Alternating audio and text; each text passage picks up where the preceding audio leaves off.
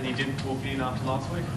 Oh, well, yeah, I'm second game up. I mean, the boys, look better for longer parts of the game playing together. So, yeah, naturally, that makes you feel a bit more warmer inside, but it's a loss still. So, yeah, we're still disappointed. We've still got a lot to learn. But, I think in the second half, to lose the second half by, 20, 24 or 26 points, again, after getting jumped and all those sorts of things, it was certainly a more satisfying result, if you know what I mean. What do you make of the two incidents involving Campbell? Guy, do you expect to have him available in the coming weeks, or do you think he might be in a bit of trouble?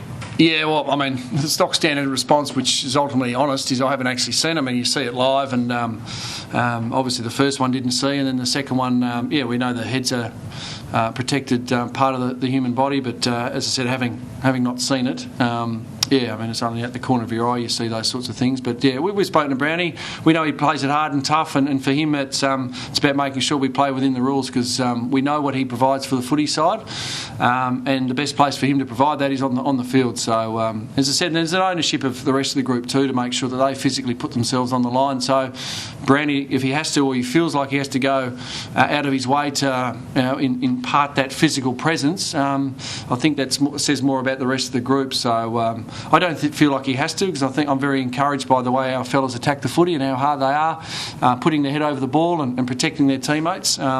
So we'd still like to encourage that with the rest of the group. But yeah, we'll have to wait and see.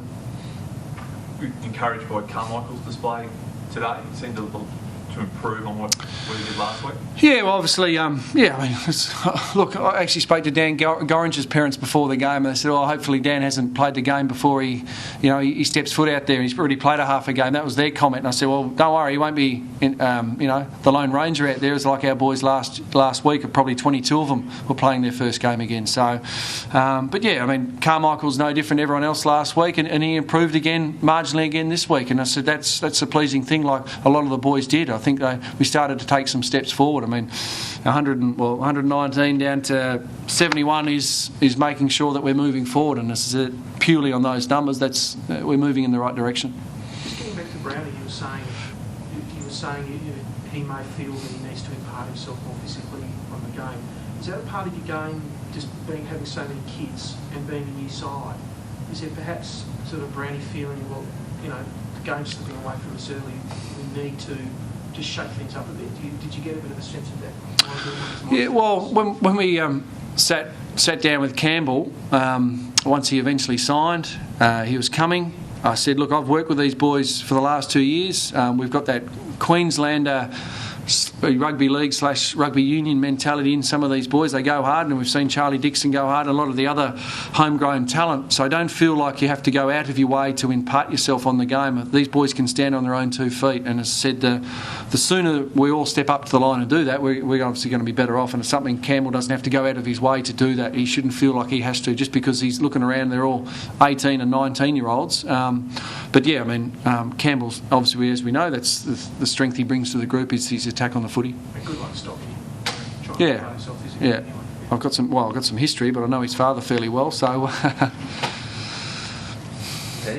Melbourne next week, Lloyd. Do you feel like going in, you're giving improvement from last week to this week, that you go in a legitimate chance? Yeah, I mean, some of the numbers look good, some of the numbers don't look so good. I mean, the clearances, things like that, our better performance in the second half, a lot less boys cramping. Well, again, whether that was because of if you could call it a semi-more mature side.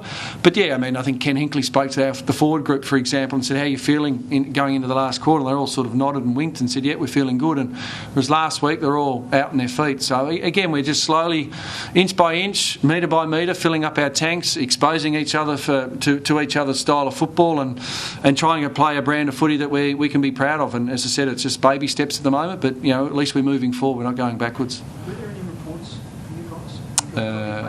I'm not sure. I haven't got the paperwork yet, but we'll be.